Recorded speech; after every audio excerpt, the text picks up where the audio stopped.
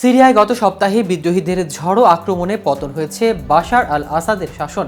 তার পতনের পর দামেস্কে ইরানের দূতাবাসও ভাঙচুরের শিকার হয়।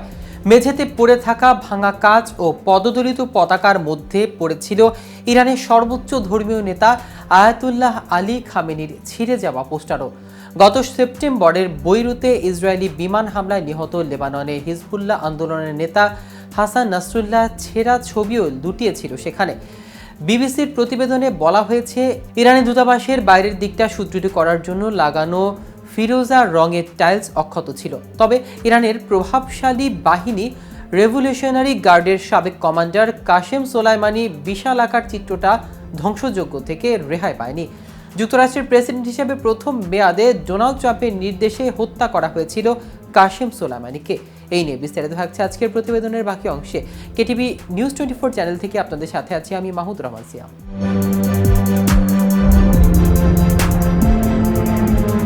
গত 8 ডিসেম্বর সিরিয়ার প্রেসিডেন্ট বাশার আল আসাদের শাসনের অবসানের মধ্য দিয়ে অন্যতম এক মিত্রকে হারিয়ে ইরান আরও একটি আঘাতের মুখোমুখি হলো। দামেস্কো দূতাবাসে কাশেম সোলাইমানির লন্ডভন্ড চিত্রে যেন এই আঘাতেরই একটা চেহারা ফুটে উঠেছিল। এই পরিস্থিতিতে ইরান যখন তার ক্ষত প্রশমনের চেষ্টা করেছে, পাশাপাশি যুক্তরাষ্ট্রের প্রেসিডেন্ট হিসেবে ডোনাল্ড ট্রাম্পের নতুন মেয়াদের মুখোমুখি হওয়ার প্রস্তুতি নিচ্ছে, তখন প্রশ্ন আসে, তারা কি আরও কড়া অবস্থান নেওয়ার সিদ্ধান্ত নেবে, নাকি পশ্চিমের সঙ্গে আলাপ আলোচনায় বসবে? প্রশ্ন কিন্তু এটাও যে তাদের শাসন ব্যবস্থা এই মুহূর্তে ঠিক কতটা শক্তিশালী। আসাদ সরকারের পতনের পর প্রথম ভাষণে ইরানের সর্বোচ্চ নেতা আয়াতুল্লাহ আলী খামেনির বেশ সাহসী অবস্থান নিতে দেখা গেছে। যদিও সিরিয়ার বর্তমান পরিস্থিতিকে ইরানের জন্য কৌশলগত পরাজয় বলে বিবেচনা করা হচ্ছে। এদিকে 1989 সাল থেকে দেশ শাসন করে আসা 85 বছর বয়সী খামেনিকে বর্তমানে তার উত্তরাধিকার বেছে নেওয়াকে কেন্দ্র করে চ্যালেঞ্জের মুখে পড়তে হচ্ছে। তবে সেই ভাষণের সময় ইরানের সর্বোচ্চ নেতা দাবি করেন ইরান মজবুত ও শক্তিশালী আছে, তারা আরও শক্তিশালী হয়ে উঠবে। ভাষণে তাকে জোর দিয়ে বলতে শোনা যায়, মধ্যপ্রাচ্যে ইরানের নেতৃত্বাধীন জোট অ্যাক্সিস অফ রেজিস্ট্যান্স আরও জোরালো হবে। অ্যাক্সিস অফ রেজিস্ট্যান্স হলো ইরানের সমর্থিত সশস্ত্র গোষ্ঠীগুলোর একটি নেটওয়ার্ক। ইরানের নেতৃত্বে থাকা এই জোটে রয়েছে হামাস, হিজবুল্লাহ, ইয়েমেনের হুতি বিদ্রোহী ও ইরাকি শিয়া মিলিশিয়ারা। আয়াতুল্লাহ আলী খামেনিকে বলতে শোনা যায়, যত বেশি চাপ প্রয়োগ করবেন প্রতিরোধ তত শক্তিশালী হবে, যত বেশি নিপীড়ন করবেন ততটা দৃঢ় প্রতিজ্ঞ হয়ে উঠবে, যত প্রতিরোধ করার চেষ্টা করবেন এর ব্যাপ্তি ততই বাড়বে।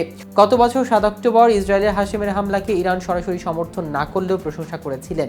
এই ঘটনায় ওই অঞ্চলকে নাড়িয়ে দিয়েছিল। তবে বর্তমানে অঙ্কটা বদলে গেছে। শত্রুদের বিরুদ্ধে ইসরায়েলের পাল্টা হামলা কিন্তু মধ্যপ্রাচ্যের নতুন প্রেক্ষাপট সৃষ্টি করেছে, যেখানে ইরান অনেকটাই ব্যাকফুটে পিছিয়ে রয়েছে। সাবেক মার্কিন কূটনৈতিক ও deputy national security adviser James Jeffrey এখন গবেষণা প্রতিষ্ঠান উইলসন সেন্টারে কাজ করছেন। তার মতে, তাসের ঘরের মতো সব একের পর এক পড়ে যাচ্ছে। ইরানের অ্যাক্সিস অফ রেজিস্ট্যান্স ইসরায়েলে ভেঙে গিয়েছিল, সিরিয়ার ঘটনায় তা পুরোপুরি ধ্বংস হয়ে গিয়েছে।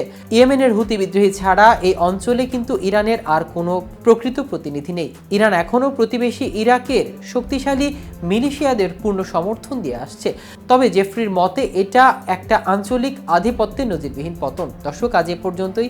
সারা বিশ্বের নিত্য নতুন সকল আপডেট পেতে কেটিভি নিউজ 24 এর সাথে থাকুন। ধন্যবাদ সবাইকে।